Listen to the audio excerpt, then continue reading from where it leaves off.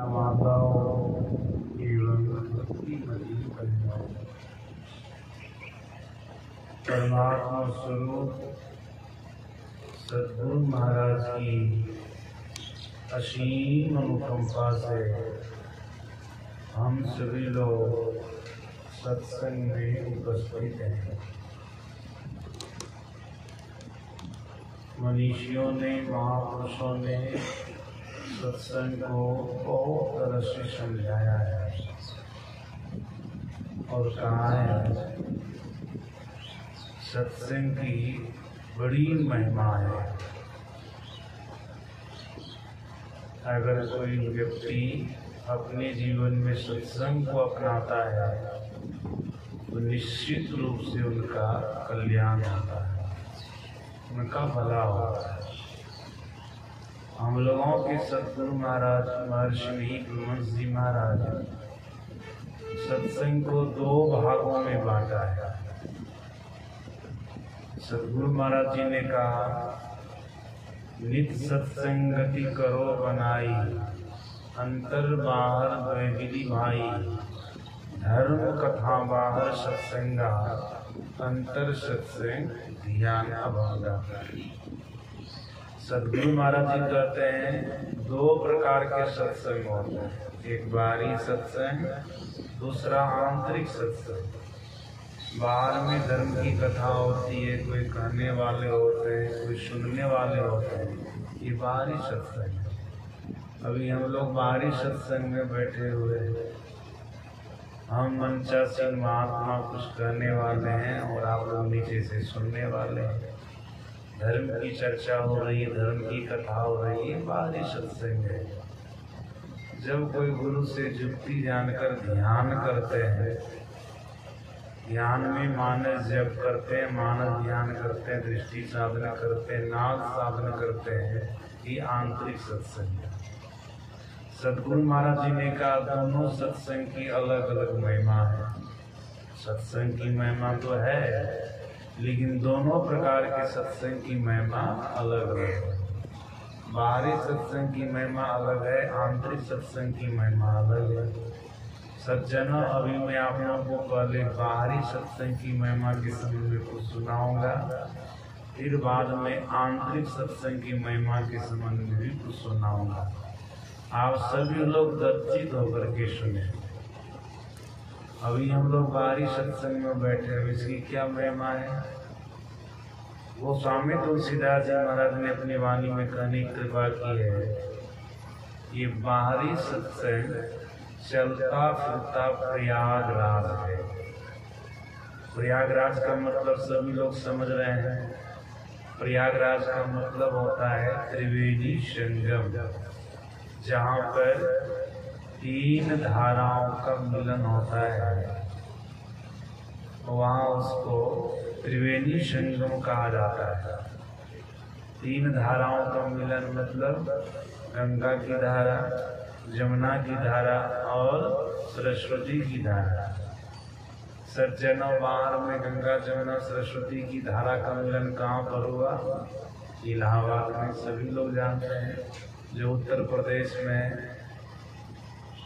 लेकिन मनुष्यों ने, महापुरुषों ने कहा वो भी प्रयागराज है, त्रिवेणी संगम है, लेकिन वो जड़ है, वो कहीं आता जाता नहीं है। लेकिन सत्संग जो त्रिवेणी संगम है, प्रयागराज है, ये चेतन है, ये सब जगह जाता आता है, सब जगह जाता आता है। इसके लिए गोस्वामी तुलसीदास जी महाराज ने यहाँ तक कहा, सबई सुलभ सब तीन सब देशा, सेवत सादर समन कले।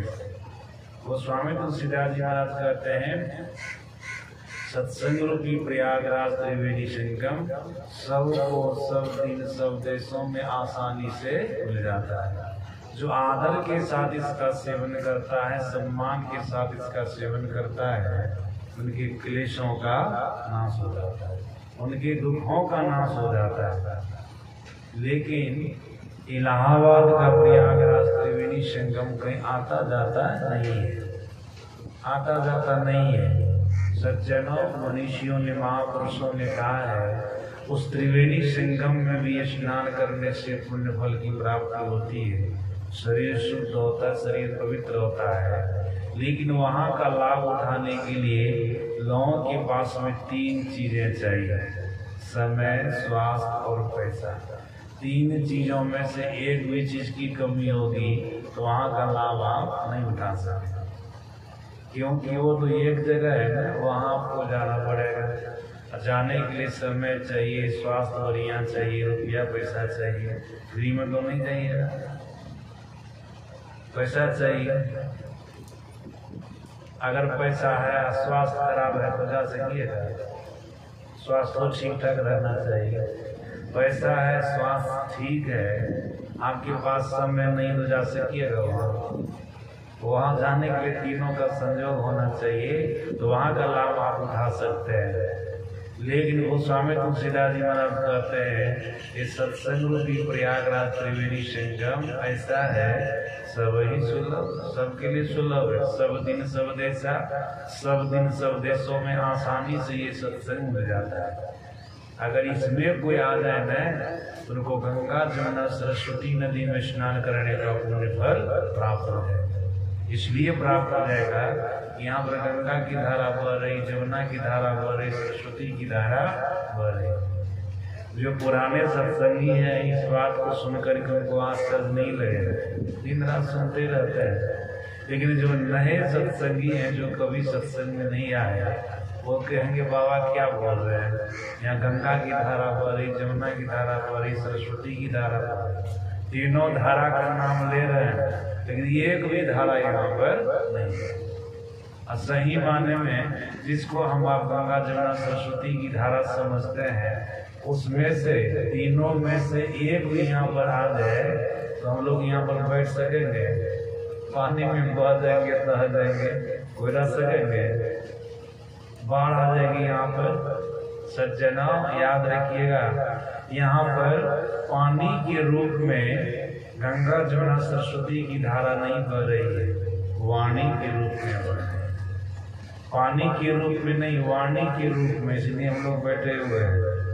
वाणी में कोई दहा नहीं रहे, कोई भस नहीं रहे, वाणी के रूप में तीनों धारा बह रही है। गोस्वामी तुलसीदास जी महाराज ने उसका बड़ा अच्छा खुलासा किया। गोस्वामी तुलसीदास जी महाराज कहते हैं, राम भगति जन सुरसरी धारा, सरसई ब्रह्म विचार प्रचारा, विधि निषेध में कलिमल हरणी, कर्म कथा रविनंदनी। साफ साफ बात है। गोस्वामी तुलसीदास जी महाराज कहते हैं, सत्संग में राम भक्ति का प्रचार होता है, परमात्मा की भक्ति का प्रचार होता है, और सगुण ब्रह्म की कथा होती है। सगुण ब्रह्म कहने का मतलब निर्गुण निराकार ब्रह्म के जो अवतार होते हैं, सगुण ब्रह्म, उनकी कथा होती है। यहाँ पर नरसिंह भगवान की कथा होती है, यहाँ पर वराह भगवान की कथा होती है, यहाँ पर राम भगवान की कथा होती है, यहाँ कृष्ण भगवान की कथा होती है, यहाँ शंकर भगवान की कथा होती है, यहाँ पर देवी दुर्गा की कथा होती है, यहाँ पर संत की कथा होती है, सदगुरु की कथा होती है, इनकी महिमा का बखान होता है। ये सब क्या है? ये सब गंगा की सगुण ब्रह्म की कथा, राम भक्ति का प्रचार, ये गंगा की धारा है। जब आपको व्यास गद्दी पर से ऐसा करने लग गए भक्त लोग, प्रवचन करने वाले, कि परमात्मा की भक्ति करनी चाहिए, इसी से आपका भला होगा, उसी समय आप समझ लीजिए गंगा की धारा बनेगी। जब किसी अवतारी पुरुष की कथा करने लग जाए, उसी समय आप समझ लीजिएगा गंगा की धारा। राम भक्ति का प्रचार, सगुण ब्रह्म की कथा, अवतारी पुरुष की कथा, ये गंगा की धारा है। अगर ऐसी बात होने लग जाए व्यास नदी पर से, तो समझ लीजिएगा अभी हम गंगा जी में स्नान करते हैं, गंगा जल हमारे शरीर पर छिड़का जा रहा है, असली गंगा जल, समझ रहे हैं? सज्जनों, प्रयागराज जो इलाहाबाद में है ना, त्रिवेणी संगम, शास्त्र गाता महापुरुष कहते हैं, देव नदी है, स्नान करने से पुण्य फल की प्राप्ति होगी, अल्पांश में पाप राशि का भी नाश होगा, तन शुद्ध होगा। लेकिन सत्संग रूपी प्रयागराज में कोई आ जाए, याद रखिएगा महान पुण्य फल की प्राप्ति होती है। इसमें तन की बात नहीं होती कि तन शुद्ध होता है, यहाँ पर मन की बात होती है, मन यहाँ पर शुद्ध होता है, यहाँ पर मन शुद्ध होता है, मन पवित्र होता है इस प्रयागराज में स्नान करने से। सच्चे ना, जब राम भक्ति के बारे में कहने लग जाए, मतलब ईश्वर परमात्मा की भक्ति के बारे में कहने लग जाए, साथ साथ सगुण ब्रह्म की चर्चा होने लग जाए, तो सब बढ़िया से समझ लीजिए गंगा की धारा बह रही है। अब जमुना की धारा क्या है का विधि निषेध। जब व्यास गति पर से पाप पुण्य की चर्चा होने लग जाए कि पाप नहीं करना चाहिए, पुण्य कर्म करना चाहिए, विधि निषेध की चर्चा होने लग जाए, विधि कर्म को करना चाहिए, मतलब करने योग्य कर्म को करना चाहिए, निषिद्ध कर्म को नहीं करना चाहिए, नहीं करने योग्य कर्म को नहीं करना चाहिए, अगर ऐसी चर्चा व्यास गति पर से होने लग जाए तो सभी श्रोताओं को समझ लेना चाहिए जमुना जी की धारा बह रही है, जमुना जी की धारा बह रही। विधि निषेध में कलिमल है, कलिमल हरणी सज्जना, विधि निषेध की चर्चा, पाप पुण्य की चर्चा होने लग जाए, बिल्कुल कंफर्म हो जाइएगा कि जमुना नदी में हम स्नान कर रहे हैं, जमुना का जल हमारे शरीर पर पड़ रहा है, ऐसा समझ लीजिए। फिर क्या करते गोस्वामी तुलसीदास जी महाराज सरस्वती की धारा के बारे में, जब सत्संग में निर्गुण निराकार ब्रह्म की चर्चा होने लग जाए, जो ब्रह्म जो परमात्मा इंद्रियों के पकड़ में नहीं आता, आत्मा के पकड़ में आता है, चेतन के पकड़ में आता है, जीव के पकड़ में आता है, जब ऐसे ईश्वर परमात्मा की चर्चा होने लग जाए तो श्रोताओं को समझ लेना चाहिए सरस्वती की धारा। सब लोग बढ़िया से समझ रहे हैं हमारी बात को, ध्यान से सुनिए, बढ़िया से समझिएगा। जब निर्गुण निराकार ब्रह्म की चर्चा होने लग जाए तो सबको समझ लेना चाहिए सरस्वती की धारा। यही है सत्संग में गंगा जमुना सरस्वती की धारा। इसलिए गोस्वामी तुलसीदास जी महाराज ने सत्संग को चलता फिरता प्रयागराज कहा है। बिल्कुल विश्वस्त हो जाए संत का वचन है। गोस्वामी तुलसीदास जी महाराज एक महान संत है, वे ऐसा बोल रहे हैं कि सत्संग में गंगा की धारा बहती है, जमुना की धारा बहती है, सरस्वती की धारा बहती है, पानी के रूप में नहीं, वाणी के रूप में। जो सत्संग में आ जाता है उसको गंगा जमुना सरस्वती नदी में स्नान करने का पुण्य फल प्राप्त होता है, त्रिवेणी संगम में स्नान करने का पुण्य फल प्राप्त होता है। इतना ही नहीं, वो स्वामी तुलसीदास जी महाराज ने का जो बाहरी सत्संग में आता है ना, जिस सत्संग में हम लोग बैठे हुए हैं, जो इस सत्संग में आ जाता है ना, ऐसे सत्संग में आने वाले जीवात्मा को, सत्संगी को संसार के सारे महापुरुषों के संग में बैठने का भी पुण्य फल प्राप्त होता है। तो आप कहेंगे संसार के सारे महापुरुष यहाँ पर हैं, स्थूल रूप में नहीं है, सूक्ष्म रूप में है। आप लोग सत्संग में सुनते रहते हैं ना, वो स्वामी तुलसीदास जी महाराज का वचन है, जीवन मुक्त ब्रह्म पर चरित्र सुनहित ध्यान, जियरी कथा में करही रति तिनके ही आशान। गोस्वामी तुलसीदास जी महाराज कहते हैं, जहाँ पर हरि की चर्चा होने लग जाती है, परमात्मा की चर्चा होने लग जाती है, कोई करने वाले होते हैं, कोई सुनने वाले होते हैं, वहां पर सूक्ष्म रूप से जीवन मुक्त महापुरुष पधारते हैं। सदगुरु महाराज जी कहते जीवन मुक्त महापुरुष किसे कहते हैं? सदगुरु महाराज जी ने कहा, जो अपने जीवन काल में साधना करके ईश्वर परमात्मा को पा लिए हैं और शरीर को रखे हुए, पा लिए परमात्मा को लोक कल्याण के लिए, लोक भला के लिए अपने पंच भौतिक शरीर को रखे हुए हैं, ये महापुरुष जीवन मुक्त महापुरुष कहलाते हैं। ये महापुरुष एकांत में बैठ करके ध्यान कर रहे हैं, समाधि में बैठे हुए हैं, चंद्रा गुफा में शिव करके कहते, ऐसे महापुरुष ध्यान को छोड़ करके, समाधि को छोड़ करके सत्संग स्थल पर सूक्ष्म रूप से उपस्थित हो जाता है। यहाँ पर हम आपको देखने की आंख नहीं देख रहे हैं। महापुरुष कहते हैं, जो जीवन मुक्त महापुरुष सूक्ष्म रूप से सत्संग स्थल पर पधारते हैं, इनको देखने के लिए सूक्ष्म आंख चाहिए, दिव्य दृष्टि चाहिए। जब तक आपको सूक्ष्म आंख की प्राप्ति नहीं होगी, दिव्य दृष्टि की प्राप्ति नहीं होगी, तब तक सूक्ष्म रूप से पधारे हुए संत महापुरुषों का दर्शन नहीं हो सकता।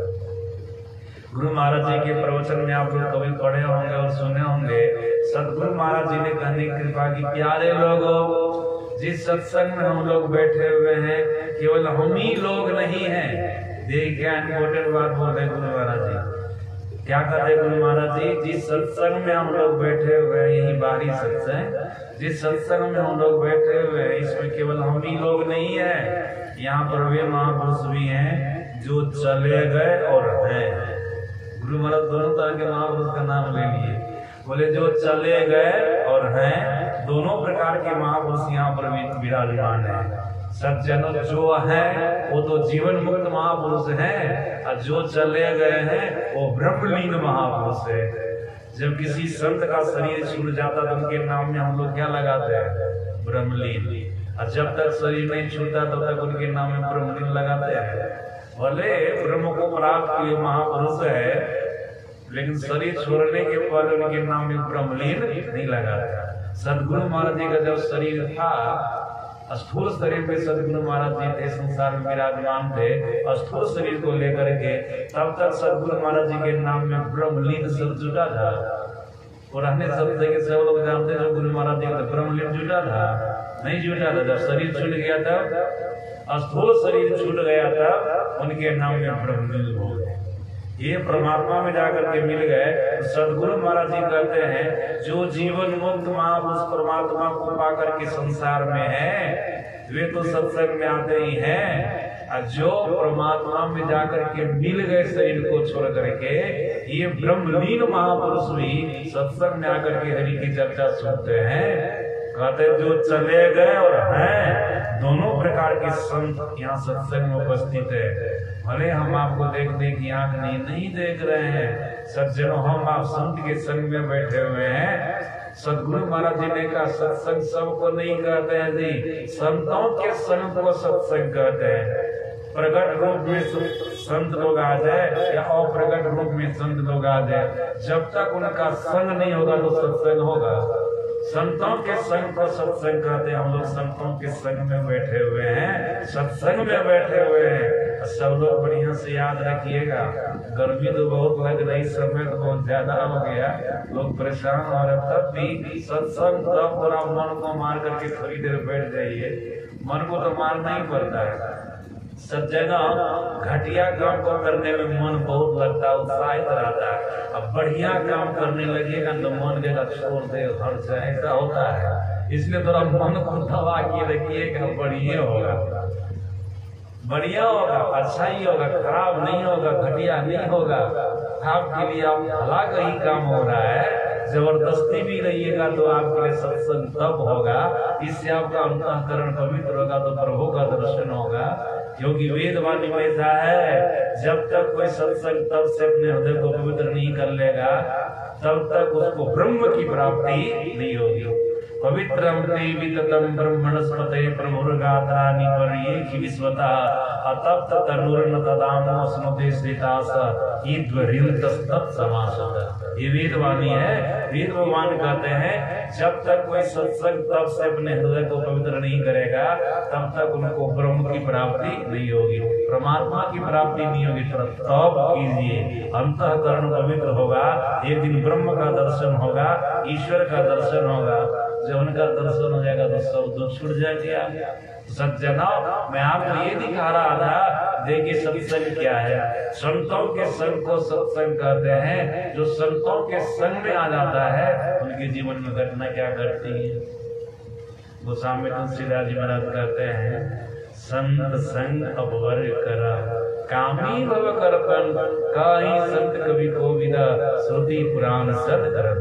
आप संतों के संग में चले जाएंगे, किसी भी तरह से संतों के सानिध्य में सत्संग में चले जाएंगे, तो आपके लिए अपवर का मार्ग, मोक्ष का मार्ग, मुक्ति का मार्ग, मतलब परमात्मा के धाम में जाने का रास्ता खुल जाएगा। एक न एक दिन आप निश्चित रूप से परमात्मा के धाम में जाएंगे।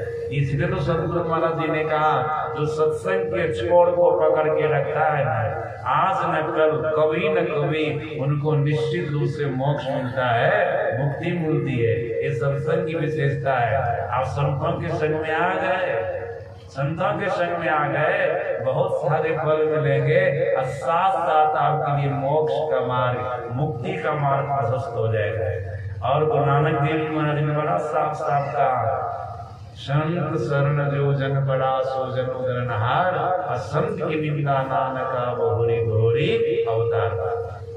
गुरु नानक देव जी महाराज संत की शरण में चला जाता है, सत्संग में चला जाता है, वो पापी हो कि पुण्यात्मा हो, निश्चित रूप से उनका उद्धार हो जाता है। लेकिन जो संत की निंदा करता है, सत्संग की निंदा करता है, तो बहुरी बहुरी अवतार, वो बार बार जन्मता है, बार बार मरता है।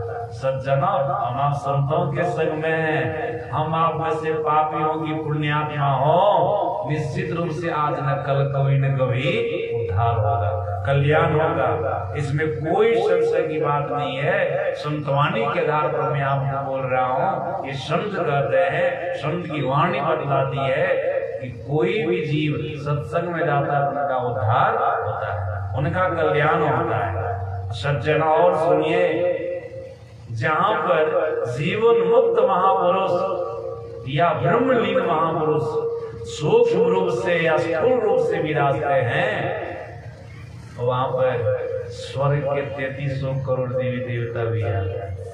सत्संग में तो सुने ही होंगे, विश्वकारित सर्वदा त्यक्त मनमन्युकृत पुण्य राशि यत्र तिष्ठन्ति तत्रैव सर्वहरि सहित गच्छन्ति क्षीरावधि। सज्जना, यहाँ पर गोस्वामी तुलसीदास जी महाराज विनय पत्रिका के माध्यम से कहते हैं, जहाँ पर सूक्ष्म रूप से स्थूल रूप से जीवन मुक्त महापुरुष या ब्रह्मलीन महापुरुष आते हैं, वहां पर क्या होता है, स्वर्ग के 3300 करोड़ देवी देवता के साथ क्षीर सागर में शयन करने वाले भगवान विष्णु भी आ गया। भले देखने में आपको नहीं लग रहा है, लेकिन है यहाँ पर सबके सानिध्य में हम लोग बैठे हुए हैं। 3300 करोड़ देवी देवता यहाँ पर है, 3300 करोड़ देवी देवता। भगवान विष्णु यहाँ पर सब के सब उनके संग में हम लोग बैठे। संत बोल रहे हैं, सज्जन, हम लोग आस्तिक हैं, वैदिक हैं, हम लोगों की यहाँ वैदिक धर्म ग्रंथ में ऐसा लिखा गया है। आस्तिक है तो मानना तो पड़ेगा ही ना, नास्तिक बोल करके तो काम चलेगा। बहुत कुछ ऐसी बात होती है जिस पर केवल और केवल विश्वास किया जाता है। आप उस पर संशय करेंगे तो काम नहीं चलेगा। माता जी अपने पुत्र को कह देती है तुम्हारे पिता है, तो विश्वास कर लेते। पुत्र देखा कि हमारा पिता है, हो सकता है उनका पिता और कोई हो, लेकिन माँ बोल देती तो विश्वास होता है ना। उसी प्रकार से संत और साहित्य अगर कह दे कि ऐसा होता है, उसको मान लेना चाहिए।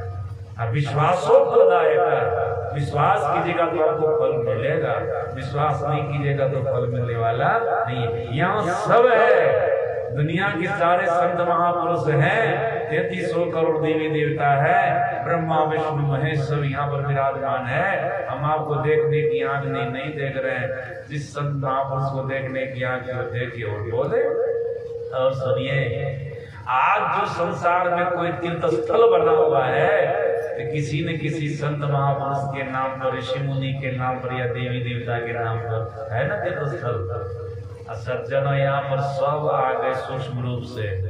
यह स्थान किसके समान हो गया, तीर्थ के समान हो गया ना। तो सत्संग में आने वाले व्यक्ति को दुनिया के सारे तीर्थों में जाने का भी पुण्य फल प्राप्त होता है। सभी तीर्थों के लिए अलग अलग धर्म ग्रंथ में वर्णन है। उस तीर्थ में जाओगे तो वैसा पुण्य मिलेगा, वैसा फल मिलेगा। लेकिन याद रखिएगा, सत्संग में आ जाइएगा, सभी तीर्थों में जाने का पुण्य फल आपको प्राप्त होगा। विश्वास कीजिए। इस पर एक थोड़ा छोटा सा प्रसंग सुनाता हूँ, सुनिएगा, थोड़ा सा ध्यान से सुनिएगा।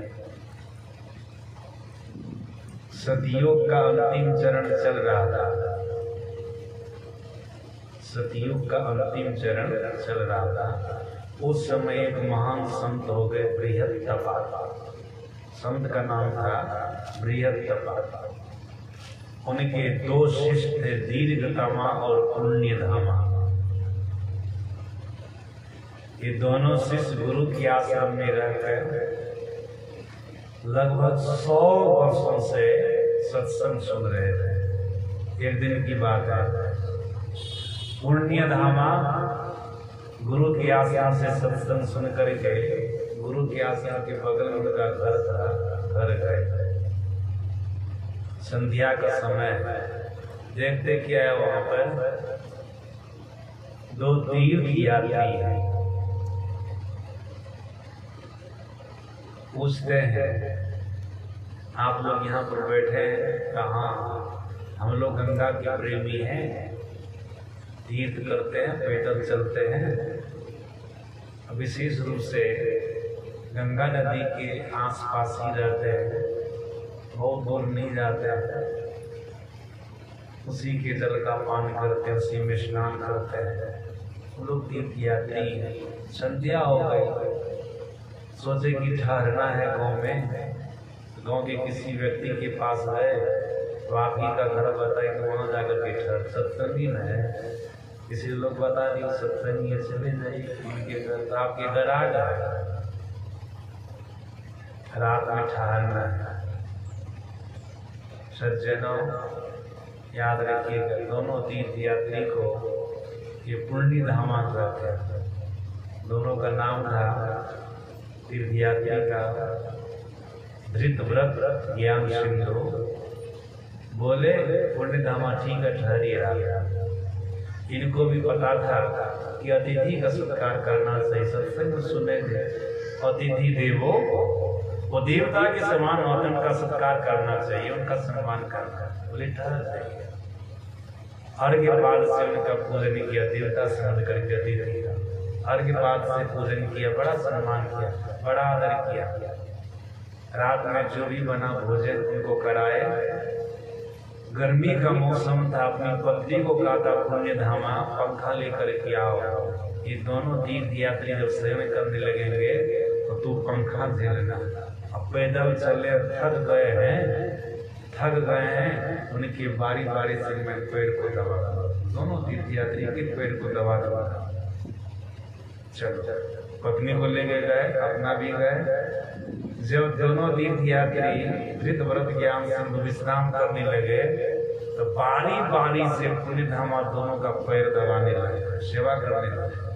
उनकी पत्नी इस तरह से पंखा झेल रही कि दोनों को हवा लगी। इसी बीच में दोनों तीर्थ यात्री धृतव्रत ज्ञान सिंधु पुण्यधामा से पूछते हैं, यहाँ से गंगा की दूरी कितनी है? तो पुण्यधामा क्या कहता है, हमको सुनने में आया है यहाँ से दक्षिण उत्तर की दिशा में 2 कोस की दूरी पर गंगा जी। शब्द सुनिएगा, क्या कह रहा पुण्यधामा? सुनने में आया है, देखने में नहीं आया। 100 वर्ष यहाँ पर रहे गुरु के आश्रम में, इनका घर भी यहीं पर है। क्या करे, सुनने में आया, देखने में नहीं, हम देखे नहीं अभी तक। कितनी दूरी पर गंगा जी है? 2 कोस मतलब 6 किलोमीटर, ये ना होगा। 2 कोस की दूरी पर गंगा जी है, लेकिन 100 वर्ष बीत गया, अभी तक गंगा जी को देखो नहीं के। सुने हैं यहाँ पर गंगा जी है। इस बात को सुने ना दोनों गंगा के प्रेमी तीर्थ यात्री, बड़ा गुस्सा होता है। कैसा नीच आदमी है, पापी आदमी है।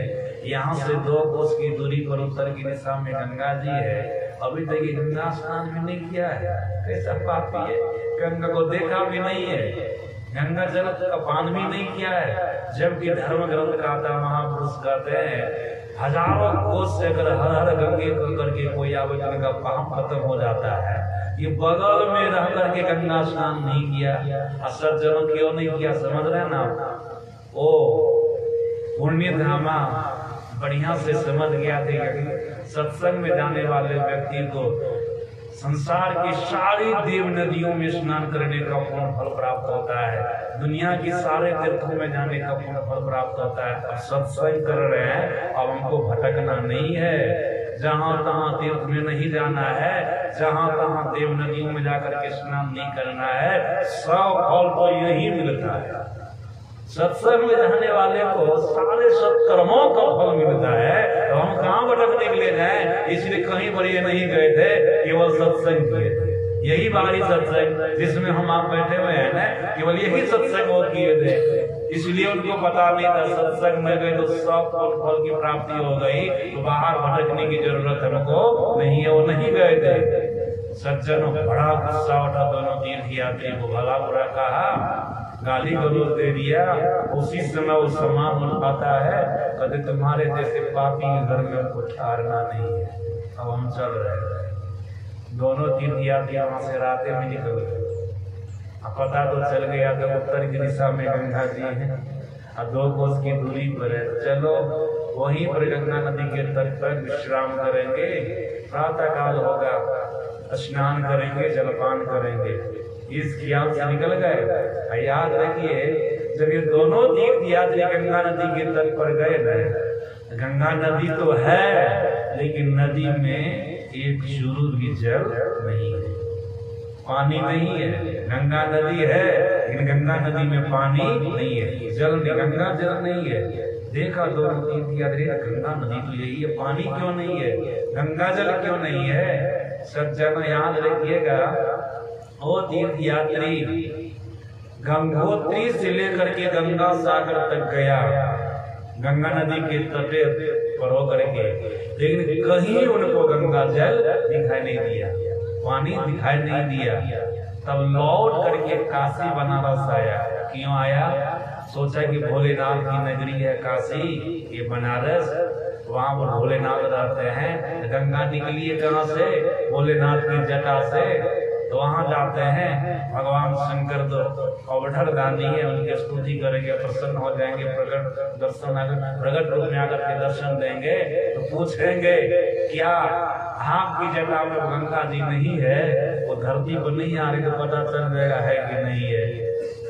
गए भगवान शंकर की आराधना की, स्तुति की, भगवान शंकर प्रकट हो गए। दोनों तीर्थ यात्री को बोले क्या बात है, तुम लोगों ने मेरी स्तुति की? दोनों तीर्थ यात्री कहते हैं, प्रभु अब आपकी जटा से गंगा जी धरती पर नहीं आ रही है। कहाँ आ तो रही है, देखो हमारी जटा से गंगा निकल रही है, धरती पर जा रही है। उनका जल धरती पर मैं देख रहा हूँ। तो दोनों तीर्थ यात्री कहते मैं कहाँ देखता हूँ, इसमें हमारी कोई गड़बड़ी नहीं है, तुम्हारी गड़बड़ी है। इसमें हमारा कोई दोष नहीं, तुम्हारा कोई दोष है, अपने दोष को ढूंढो। ढूंढने का अपना दोष कुछ भी नहीं दिखाई दिया। सच है ना, किसी के मुंह में काली लगा रहता था, अपने से देख पाता है? उसको देखने के लिए दर्पण चाहिए, कोई आदमी चाहिए।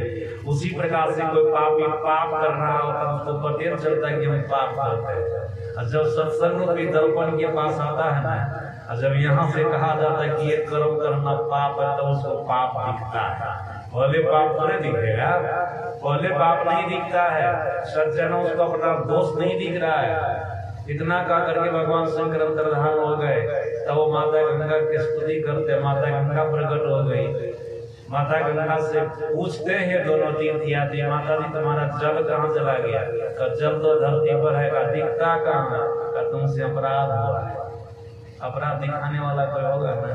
संत महापुरुष सत्संग में लोगों के अपराध को दिखाते हैं और कहते इससे बच के रहिए, इससे तुम्हारा अनुभव हो जाएगा, तुम दुख में पड़ जाओगे। तो लोग सावधान हो जाता है, लोग सावधान हो जाता है। सज्जन माता गंगा कहती है तुमसे अपराध हुआ। का अपराध क्या हुआ? पुण्य धामा तो गाली गलौज किया है, उसका अपमान किया, वही पुण्य धामा। जो अपने गुरु की आश्रम में जाकर के 100 वर्षों से सत्संग सुनते आ रहा है, जिनको पूरा नॉलेज है, सत्संग सुनने वाले व्यक्ति को दुनिया की सारी देव नदी में स्नान करने का पुण्य फल प्राप्त होता है, सारे तीर्थों में जाने का पुण्य फल प्राप्त होता है, सारे सत्कर्मों को करने का पुण्य फल प्राप्त होता है सत्संग करने वाले को। इसलिए जहां तहां भटक नहीं रहा था, हमारी नदी को नहीं देखा था, केवल सुना था हमारी नदी के बारे में, गंगा जी बोल रही है, वो सुना था। वो आएगा क्यों? उनको पता होता है जहाँ पर सत्संग होता है वहां पर स्वयं गंगा जी आती है। उनको पता होता है ना, जब सुना दिया ना आप लोगों को गंगा जमुना सरस्वती की धारा यहाँ पर हमारी वाणी के रूप में, तो उनको पता होता है, इसलिए बाहर में कहीं नहीं भटकते। और सुनो, मैं गंगा होकर के तुमको बता रही हूँ, जब पापी अपना पाप हमारे अंदर में धोता है ना, जब मैं भी पाप में हो जाती हूँ ना, तो अपना पाप धोने के लिए साधु महात्माओं के पास में जाती हूँ। और आप लोगों को लगभग पता होगा, भगीरथ जी की तपस्या से प्रसन्न होकर के माता गंगा जब धरती पर आने लगी थी, तो माता गंगा ने भगीरथ जी को कहा, तो भगीरथ जी धर्म ग्रंथ के माध्यम से महापुरुषों ने हमको पाप नाशनी कहा है, पाप को नष्ट करने वाली गंगा पाप नाशनी है। मैं जब जल के रूप में धरती पर जाऊंगी तो पापी लोग हमारे में आकर के पाप धोएगा, हमारे जल में आकर के पाप को धोएगा। जब मैं पापनी हो जाऊंगी फिर हमारे पाप को कौन धोएगा? तो भगीरथ ने कहा था, भागवत महापुराण में लिखा हुआ है, माता जी टेंशन मत लो, जब जल के रूप में तू धरती पर बहेगी ना, तुम्हारे तट पर मतलब गंगा नदी के तट पर ऋषि मुनि संत लोग पुलिया बना करके रहेंगे। जब ऐसे संत तुम्हारे जल में प्रवेश करेंगे ना, उनकी चरण धूलि लगते ही तुम्हारा सारा पाप खत्म हो जाएगा, तुम्हारा सारा पाप खत्म होगा। सज्जन गंगा की भी पाप को धोने वाले संत होते हैं, ये सत्संग होता है। माता गंगा कहती है, मैं अपना पाप धोने के लिए पुण्य धामा के पास, उनके गुरु के पास में जाती हूँ, बृहत्तपा के पास में जाती हूँ, और तू उनकी निंदा कर दिया, उनको भला बुरा कर दिया, कह दिया, जब तक वो तुमको क्षमा नहीं करेंगे न, तब तक तुमको मेरा जल नहीं देखेगा, जाओ उनके पास। तब दोनों गए उसी के पास, पुण्य धामा के पास, और बोले क्षमा कर दीजिए। कहा क्षमा करने वाले कौन होते? चलिए गुरु महाराज जी के पास, वो क्षमा कर देंगे तो क्षमा हो जाएगा, क्षमा कर देंगे तो क्षमा हो जाएगा। तो बृहत्तपा के पास गए, बृहत्तपा को बोले गुरुदेव क्षमा कीजिए, मैं आपके शिष्य के साथ अपराध किया, आपके शिष्य के साथ पुण्य धामा के साथ अपराध किया, क्षमा कर दीजिए। तो बृहत्तपा क्या कहते हैं, 2 वर्षों तक लगातार तू सत्संग सुनेगा ना, तब क्षमा करेगा। सोचेगा सत्संग सुनेगा तो ज्ञान हो जाएगा, दरिद्र संचालक होता है, बिनु सत्संग ज्ञान 9 बजे कर ले जतन 1000 रे। जब तक कोई सत्संग में नहीं जाएगा तो अध्यात्म ज्ञान होगा? नहीं हो सकता है। सत्संग करो 2 साल तक, तब तुमको क्षमा करेंगे। सज्जन दोनों तीर्थयात्री धृत व्रत ज्ञान सिंधो 2 वर्षों तक बृहत्तपा के आश्रम में रह करके सत्संग को सुना। एक दिन बृहत्तपा महान संत कहते दोनों को, चलो आज हम लोग गंगा नदी जी घाट। अपने दोनों शिष्य को लिए दीर्घ धामा को, पुण्य धामा को, और दोनों तीर्थयात्री धृत व्रत ज्ञान सिंधु को, और अपना 500 मिलकर के चले गंगा के तट पर। सज्जन जैसे गंगा के तट पर गए न, देखते क्या है, सभी लोग गंगा नदी में लबालब पानी भरा हुआ है। उस दिन संत का अपमान किया, सत्संगी का अपमान किया, तो देख लीजिए क्या हुआ। गंगा जल दिखता था उनको, गंगा पानी दिखता था, लेकिन आज लबालब नदी में पानी भरा हुआ है। बृहत्तपा कहते हैं दोनों तीर्थयात्री को, जाओ स्नान करो। तो क्या करे दोनों तीर्थयात्री, गुरुदेव अब बाहर के जल में स्नान करने की जरूरत नहीं है, आपने तो इसी गंगा में, ज्ञान रूपी गंगा में स्नान करा दिए है ना, अब ये पान रूपी गंगा में नहाने की जरूरत नहीं है। जब ये भी आप ही के पास में आकर के, गंगा भी आप ही के पास में आकर के अपने पाप को धोती है, हम आपके पास में रह के सत्संग सुनते हैं, काहे के लिए हम इसमें नहाएंगे? जो पहले से पाप धोया होगा हमारे भी शरीर में लग जाएगा। होता है पानी गंदा कर देता है, तो गंदा पानी में नहाइएगा तो आपके शरीर में गंदा लगेगा कि नहीं? लोग सब संसार के लोग पाप धो करके गंगा जल को गंदा कर दिया है, इसमें हम स्नान करने जाएंगे तो फिर हमारा शरीर गंदा हो जाएगा, फिर आप ही के साथ में रगड़ के हमको सत्संग करना है। ये न बात है। सज्जना सत्संग में आने वाले को ये ज्ञान हो जाता है, ये नॉलेज हो जाता है कि दुनिया के सारे तीर्थों में, धामों में जाने से जो पुण्य होता है, केवल सत्संग में आने से पुण्य हो जाता है। दुनिया की दीव नदियों में स्नान करने का जो पुण्य फल प्राप्त होता है, वो सत्संग में जाने से हो जाता है। अन्य प्रकार के सत्कर्मों को करने से जो पुण्य फल की प्राप्ति होती है, केवल सत्संग में जाने से सारे सत्कर्म और पुण्य फल की प्राप्ति हो जाती है। ये तो सत्संग की विशेषता है। आपके के लिए मोक्ष का मार्ग, मुक्ति का मार्ग प्रशस्त तो होगा ही, साथ साथ बहुत सारे फल मिलेंगे। वो स्वामी तुलसीदास जी महाराज ने कहा, ऐ संसार के लोगों, सत्संग की लंबी चौड़ी महिमा को सुनकर के आश्चर्य मत करना। सुनिए आश्चर्य करे कभी कोई, सत्संगति महिमा नहीं कोई। सत्संग की महिमा किसी भी नहीं है, आश्चर्य मत करो। वाल्मीकि नारद घट जोनी, निज निज मुख निकहि निज होनी, जल चर थर चर नव चर नाना, जे जड़ चेतन जीव जहाना। मति कीरति गति भूति भलाई, जब जहि तदन जहाँ जहि पाई। सो जानव सत्संग प्रभाव, लोक हो वेदना अनुभव। कहते कहते क्या कह दिए, सुनि समुझहि जन मुनित मन, मत जहि अति अनुराग। लाई चारि पद चतनो, साधु समाज लिया। बहुत सारे फल मिलेंगे, आपके क्लेशों का नाश होगा, आपके दुखों का नाश होगा। और आप बाहरी सत्संग को आकर के पकड़े है ना, इस सत्संग के छोर को पकड़ लिए है ना, गुरु महाराज जी के वचन पर विश्वास कीजिएगा। गुरु महाराज जी ने कहा, जो केवल और केवल बाहरी सत्संग को करता रह जाएगा, जिस सत्संग में हम लोग बैठे हुए हैं, जो केवल और केवल बाहरी सत्संग को करता रह जाएगा, जब से करना प्रारंभ किया मरते दम तक करते रह गया, जब उनका शरीर छूटेगा ना, तो स्वर्ग ब्रह्म लोग वैकुंठ लोग जाएगा, जो सुख का स्थान है वहां जाएगा। जब धरती पर आएगा तो 84 में नहीं जाएगा, उनको दोबारा फिर मनुष्य का शरीर मिलेगा, दोबारा उनको मनुष्य का शरीर मिलेगा। सहजवाई ने भी कहा, उनकी दीवानी में है, साध संगति की वासना गट पर गट होए, मनुष्य जन्म सत्संग मिले भगति परापत। इसलिए विश्वास रखिएगा, इस सत्संग को पकड़ करके रखिएगा ना, मरिएगा तो स्वर्ग ब्रह्म लोक वैकुंठ लोक, और धरती पर आइएगा तो मनुष्य का शरीर मिलेगा। तब तक मिलेगा जब तक कि आपको प्रभु नहीं मिल जाएंगे, परमात्मा नहीं मिल जाएंगे, तब तक आपको मनुष्य का शरीर बारंबार मिलता रहेगा। इसलिए सत्संग को कभी आप लोग छोड़िएगा नहीं। सत्संग, ये तो बाहरी सत्संग की बात मैं आपको सुना दिया, फिर आंतरिक सत्संग आपको सुनाया। आंतरिक सत्संग ध्यान होता है, अंतर सत्संग ध्यान होता। आंतरिक सत्संग ध्यान है, ध्यान कीजिए। ध्यान सब कोई कर सकेंगे, आंतरिक सत्संग सब कोई कर सकेंगे, बाहरी सत्संग को सभी लोग कर लेंगे। सज्जन जो दीक्षा लिए वो भी है, जो दीक्षा नहीं लिए हैं वो भी बाहरी सत्संग कर सकते हैं, करते ही हैं। लेकिन आंतरिक सत्संग जब तक कोई दीक्षा नहीं लेंगे तब तक नहीं कर सकते।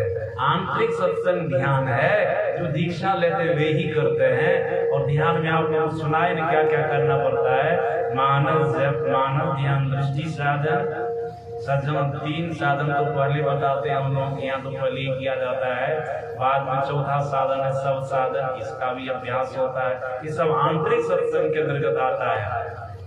ये तो वे ही करेंगे जो दीक्षा लिए हैं। और सज्जन आंतरिक सत्संग करने से क्या होगा, सब लोग गौर से सुनिएगा। मनीषियों ने, महापुरुषों ने बहुत बढ़िया से समझा। आंतरिक सत्संग ध्यान करने से मन शून्यगत होता है, मन विकारों से रहित होता है, निर्विषय होता है।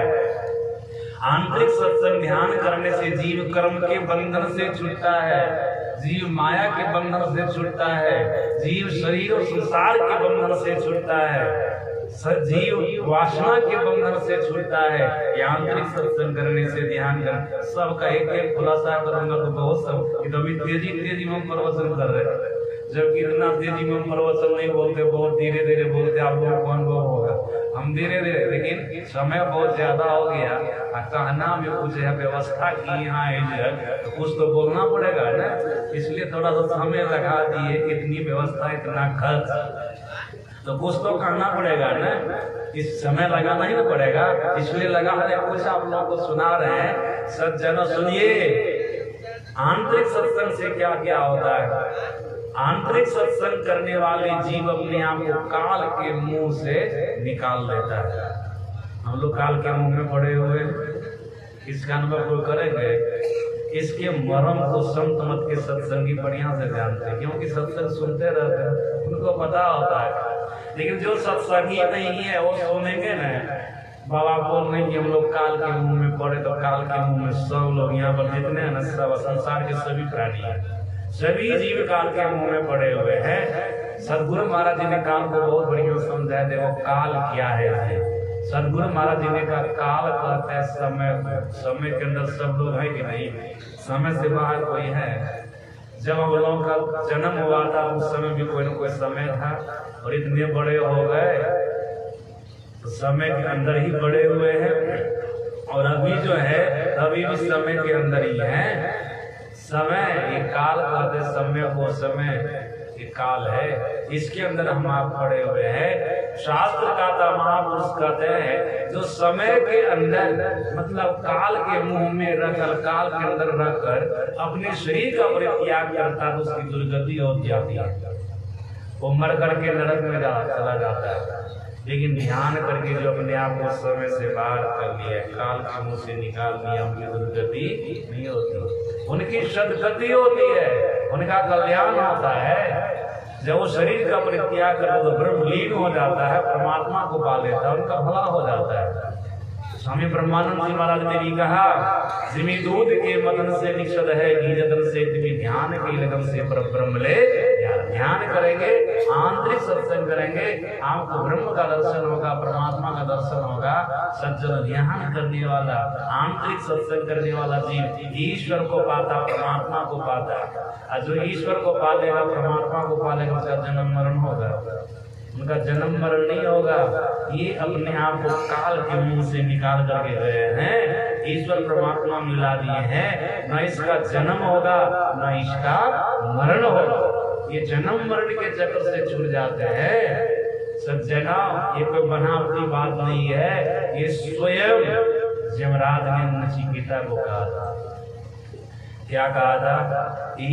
सकल को धूम प्राग श्रेणस्य विसृशः ततः सर्गेषु लोकेषु शरीरत्वाय तल्पति। यमराज का वचन है। यमराज कहते हैं शरीर के पतन से पूर्व जो ईश्वर परमात्मा को जान लेते हैं, जानने का साधन ध्यान है, आंतरिक सत्संग है, इसके माध्यम से जान लेते हैं, तब शरीर का परित्याग करते हैं। ये जीवात्मा दोबारा शरीर भाव को प्राप्त नहीं होता है। 84 लाख प्रकार के शरीरों में से किसी भी शरीर में वो नहीं जाता है, मतलब उसका जन्म नहीं होता है।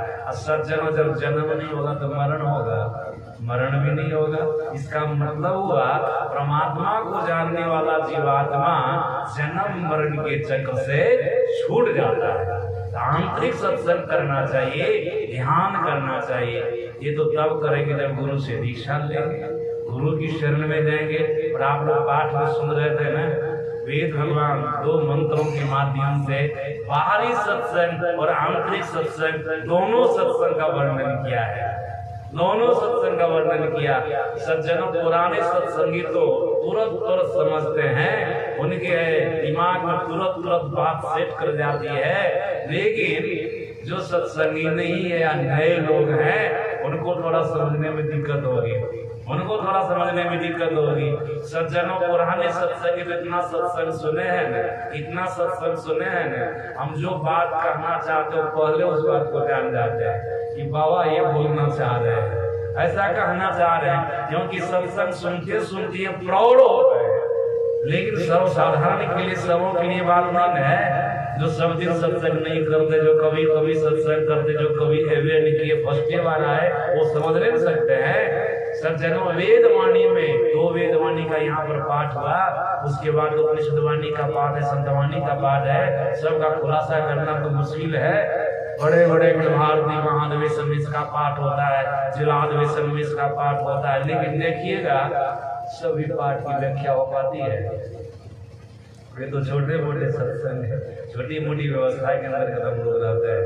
सज्जन, देखिए 2 मंत्रों का पाठ हुआ, उसमें आया है जो सृष्टि करता परमात्मा है, दुनिया को बनाने वाले परमात्मा, वर्षण करता ईश्वर है। अगर उसको कोई तत्व रूप में जानना चाहता है, हकीकत में जानना चाहता है कि वो परमात्मा है कैसा, हकीकत में जानना चाहता है, ऐसे व्यक्ति को अपने जीवन में 4 योगों को अपनाना होगा। कितने योग? 4। बुद्धि योग, मानस योग, ज्योति योग और नादि योग। 4 योग हो गए ना। सज्जन, इन्हीं 4 योगों में बाहरी सत्संग है और आंतरिक सत्संग है। समझ रहे ना आप लोग? बाहरी सत्संग वेद भगवान कहते हैं जो परमात्मा को तत्व रूप में जानना चाहता है उसको सबसे पहले क्या करना चाहिए? बुद्धि योग। अब बुद्धि योग का अर्थ गुरु महाराज जी ने क्या किया है? बुद्धि योग मतलब सत्संग। कौन सा सत्संग? बाहरी सत्संग या आंतरिक सत्संग? बाहरी सत्संग। बाहरी सत्संग। बुद्धि योग मतलब बाहरी सत्संग। सज्जनों बाहरी सत्संग में आएंगे, यहाँ पर वेद उपनिषद गीता रामायण की बात होगी, संतवाणी होगी, उससे अपनी बुद्धि को जोड़िए, अपनी बुद्धि को उसका संग कराइए।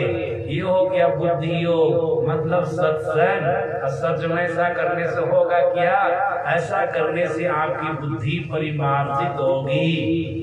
परिमार्जित होगी मतलब सही निर्णय करने वाली होगी। हम आपके शरीर में 14 इंद्रियां हैं, 14 इंद्रियों का अलग अलग काम है, तो सबका काम बताएंगे तो समय बहुत लगेगा।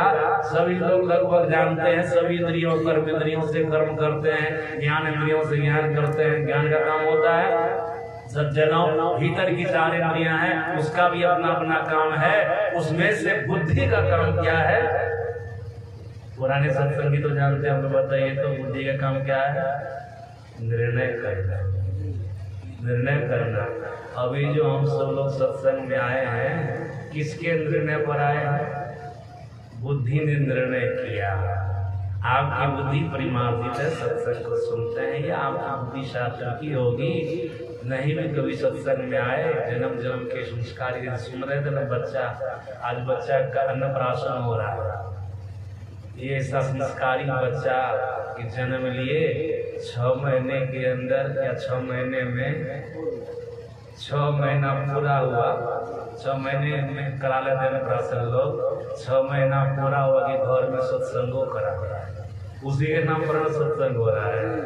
भले उनके माता पिता परिवार के लोग सब मिल करके की है, लेकिन किनके पुण्य के प्रभाव से? उसी बच्चे के पुण्य के प्रभाव से। इसका पता अभी नहीं चलेगा। जब आप साधना में ऊंचे स्थान को प्राप्त करेंगे न, आंतरिक कुछ ज्ञान होगा, अनुभव होगा न, तब इस बात का पता चलेगा। अभी पता नहीं चलेगा।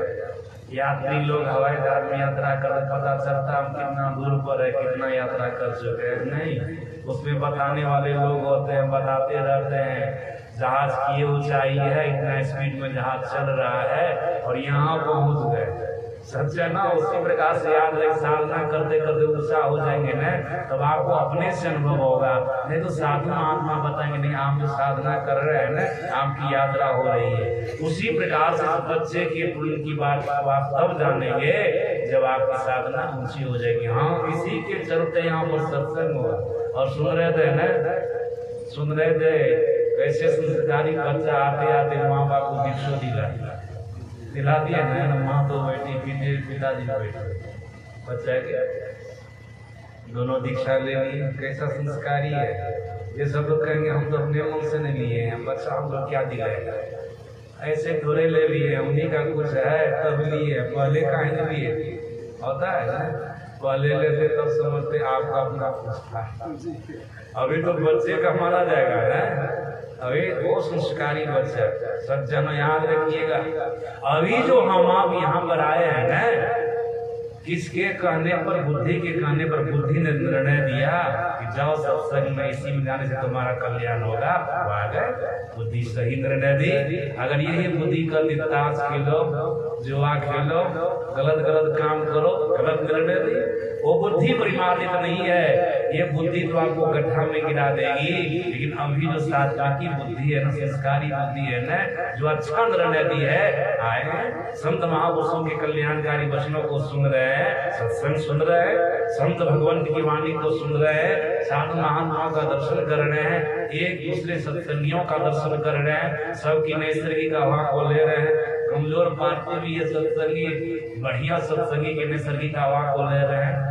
धर्म में उत्साह बढ़ेगा, भक्ति में उत्साह बढ़ेगा। सज्जना, ये बुद्धि योग बाहरी सत्संग है। इसको करने से आपकी बुद्धि परिमार्जित होगी और बहुत सारे फल आपको सुनाए, ये सारे फल मिलेंगे। और आंतरिक सत्संग में क्या आता है? मानस योग, ज्योति योग और यही ध्यान है। मानस योग मतलब मानस जप और मानस ध्यान। दीक्षा लेंगे तब न कोई मानस जप मानस ध्यान करेंगे। दीक्षा लीजिए, मानस जप मतलब दीक्षा के समय में जो गुरु आपको मंत्र बताए उसको मन ही मन जपिए, ये मानस जप हो गया। फिर मंत्र से संबंधित रूप का ध्यान कीजिए मन ही मन, ये मानस ध्यान हो गया। इस बार दीक्षा लिए सब समझते होंगे आज बढ़िया से, मन ही मन मंत्र का जाप कर रहे हैं, ये मानस जप हो गया। अब मन ही मन गुरु महाराज जी के रूप को अपने हृदय में बैठाते मानस ध्यान हो गया। सत्संग इससे क्या होगा, गुरु महाराज जी ने साफ साफ कहा, सतगुरु सतगुरु नित ही पुकार, सीजत पाप समूह रहे, सतगुरु रूप ही में धारत काम क्रोध मद लोभ रहे। गुरु के मंत्र का जाप करेंगे तो पाप राशि नाश होगा, और गुरु के रूप का ध्यान करेंगे तो विकार का नाश होगा। मंत्र से, मंत्र का जाप करने से पाप खत्म, रिद्धि सिद्धि की प्राप्ति, गुरु रूप को हृदय में बैठाने से विकार खत्म, रिद्धि सिद्धि की प्राप्ति, गुरु का गुण सद्गुण आपके अंदर में आकर के जमा हो जाए। ये मानस योग करने से हो जाएगा। यहाँ से ध्यान प्रारंभ हो गया, आंतरिक सत्संग प्रारंभ हो गया, इसका ये फल मिलेगा। सज्जन आगे ज्योति योग, ज्योति योग करना है। ये तीसरा योग होगा ज्योति योग। ज्योति योग करने क्या करेंगे, ज्योति योग का मतलब होता है दो ज्योतियों को जोड़ना, ये ना ज्योति योग है। सज्जन दो ज्योतियों को कैसे जोड़ेंगे, कहा हम आपको दो आंखें हैं, दोनों आंखों में देखने की शक्ति है, ये प्रकाशमयी है, ज्योतिमयी है, दोनों दृष्टि की धारा अलग अलग है। सज्जन गुरुदेव ने सामने में जहां पर देखने के लिए कहा है, जिस जगह पर देखने के लिए कहा है उस जगह पर देखिए, जिस तरह से देखने के लिए कहा उस तरह से देखिए। ऐसे गुरु महाराज ने थोड़ा सांकेतिक रूप में कहा है अपनी वाणी में, दो नयन बीचों बीच सन्मुख। दो नयन मतलब दोनों आंखों के ठीक बीचों बीच, दो नयन बीच सन्मुख, एक टक देखत रहो, आप युवक बिंदु जल के पट गिरा देखत रहो। गुरु महाराज जी कहते हैं दोनों आंखों के ठीक बीचों बीच, जहां पर गुरुदेव ने देखने के लिए कहा वहां पर देखते रहो, जिस तरह से देखने के लिए कहा उस तरह से देखते रहो। होगा क्या, अपने आप तुमको बिंदु दिखाई देगा। कौन सा बिंदु दिखाई देगा, काला की उजला? काला को तो देखिए रहे, आंख बंद करते ही काला बिंदु दिखता है ना, काला काला। जब इसी पर दोनों दृष्टि की धार टिकेगी ना, ये काला काला बिंदु फट जाएगा, तब आप उजला उजला बिंदु दिखेगा। श्याम बिंदु खत्म, श्वेत बिंदु की प्राप्ति हो जाएगी, तब अंधकार खत्म, आपके भीतर में प्रकाश आ जाएगा। इस प्रकाश की कम महिमा थोड़े है। भाव प्रकाश मिटल नियारी सुख भयल होते रहे, गुरु कृपा की कीमत नाही मिटल 84। ये लाभ आपको हो जाएगा।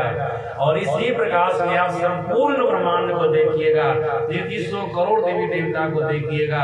जैसा कि गुरु महाराज जी ने कहा, एक बिंदुता दूरबीन हो, दूरबीन क्या करे, अब पिंड में ब्रह्मांड दरस हो, बाहर में बहुत कुछ को देखिएगा, फिर सुनने भी लग जाइएगा, अनहद राग को सुनिएगा, मतलब बहुत प्रकार के शब्द को सुनिएगा।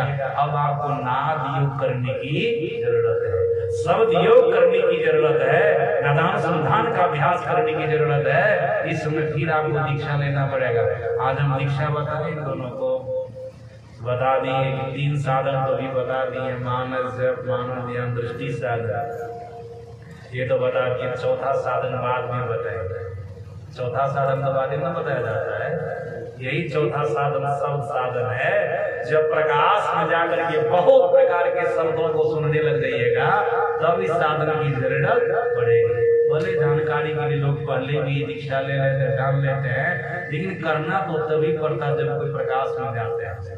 प्रकाश में जाते तब इसकी जरूरत पड़ती है। इसलिए सब साधन पहले नहीं बताया जाता है, और इसमें कोई खास विशेष बात भी नहीं है, केवल संकेत किया जाता है, ऐसे शब्द को पकड़ना है, इधर के शब्द को पकड़ना है, यही केवल संकेत किया जाता है, यही केवल संकेत किया जाता है। सज्जना, जब आप अपने आप को शब्द में लगाने लग जाएंगे, पहले अनाहत शब्द में लगाइए, फिर इससे हटा करके अनाहत शब्द में लगाइए। जब अनाहत शब्द को आप पकड़ लेंगे, अनाहत शब्द उसको कहते हैं जो आदि शब्द है, आदि नाद है। परमात्मा को सृष्टि करने की इच्छा हुई, दुनिया बनाने की इच्छा हुई, उस समय जो कंप हुआ था वही आदि शब्द है, वही आदि नाद है, उसी से सब कुछ बना, संपूर्ण संसार बना है। सज्जनों जब उसको पकड़ लेंगे ना तब आपको आत्मदृष्टि की प्राप्ति हो जाएगी, अपनी पहचान हो जाएगी। जब आपको अपनी पहचान होगी तो परमात्मा की भी पहचान हो जाएगी। क्योंकि नचिकेता को महाराज ने कहा था अपने द्वारा परमात्मा को पहचाना जाता है। नाय महात्मा प्रवचन लभ्य न मेधिया भवना सुतेना यम्य वैसे विरुणुदे देन लभ्य तस्ये सात्मा भी वरुणुदे तनुम स्वाम। ये यमराज का वचन है।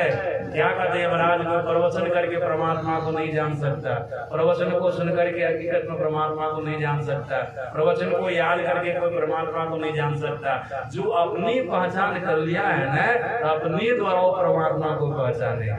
सज्जनों जैसे आदि नाद की पकड़ होगी आपको आत्मदृष्टि की प्राप्ति हो जाएगी, अपनी पहचान हो जाएगी, परमात्मा की पहचान हो जाएगी। और याद रखिए जब तक शरीर को रखे रहेंगे प्रमाण को पहचान करके तब तक जीवन मुक्त महापुरुष का लेंगे, और जब शरीर को छोड़ देंगे तो ब्रह्मलीन महापुरुष हो जाएंगे। अब आपका पूर्ण कल्याण हो गया, आपका पूर्ण भला हो गया, आप परमात्मा को जान करके परमात्मा हो गए। सज्जनों आंतरिक सत्संग का ये फल है। तो वेदवाणी में आप लोग सुने परमात्मा को पाने के लिए 4 योग हैं। इसमें से पहला योग बुद्धि योग। ये कौन सा सत्संग कहलाएगा? बाहरी सत्संग। बुद्धि योग मतलब बाहरी सत्संग। मानस योग, ज्योति योग और नाद योग मतलब आंतरिक सत्संग। इसमें बाहरी सत्संग आंतरिक सत्संग दोनों है।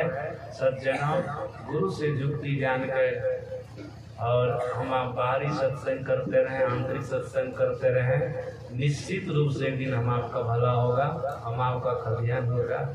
सत्संग सुनने में तो कठिनाई भी आप लोगों को गर्मी लग रही है, किसी भी तरह से सुने हैं न तो सुनने का फल तो आप लोगों को निश्चित रूप से मिलेगा। आप लोगों का भला होगा, कल्याण होगा। ये पाली का सत्संग मचा है, अपराह्न कालीन का सत्संग, उसमें भी आप लोग आइए और विशेष बात को सुनिए, विशेष बात को सुनिए। अब भजन अभी छोड़ दीजिए, समय ज्यादा हो गया, आरती कर लीजिए। शंकर बाबू श्री सद्गुरु महाराज की जय। बहुत सुंदर हम लोग सुन रहे थे। सत्संग की 2 भाग में बांटकर हमारे पूज्य बाबा सुनाए। धर्म कथा बाहर सत्संगा, अंतर सत्संग ध्यान बंधा। इसलिए ध्यान को हम लोग को जरूरी है। ध्यान कहे है कि संतवाणी, संतों का अगर वाणी को हम लोग सुनेंगे समझेंगे उसका 84 जीवन में कट जाएगा। संत ऋषियों की वाणी को मानो, तत्व क्या है जगत का वो जानो, उसका 84 कट गया फंड है, 84 फंड कट जाएगा। इसलिए हम लोग ज्ञान पर विशेष जोर देंगे। अंतिम सत्संग करने से हम लोगों का लाभ है। और बाहरी सत्संग तो है ही, बाहरी सत्संग विश्वास जमाता है।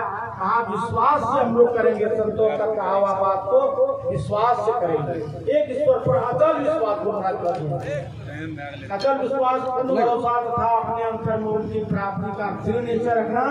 सदगुरु की निष्कपट सेवा सत्संग फिर ध्यानाभ्यास यह मोक्ष का कारण है। आइए हम लोग आरती सुने। फिर द्वितीय बेला में 2 बजे से भजन कीर्तन के द्वारा कार्यक्रम प्रारंभ रहेगा। आप तमाम धर्मावलंबियों से महानुभाव से निवेदन है आप लोग आकर सत्संग से लाभ उठाएंगे। श्री सद्गुरु महाराज की जय। आरती संग सतगुरु की जय। अंतर जोत होत लख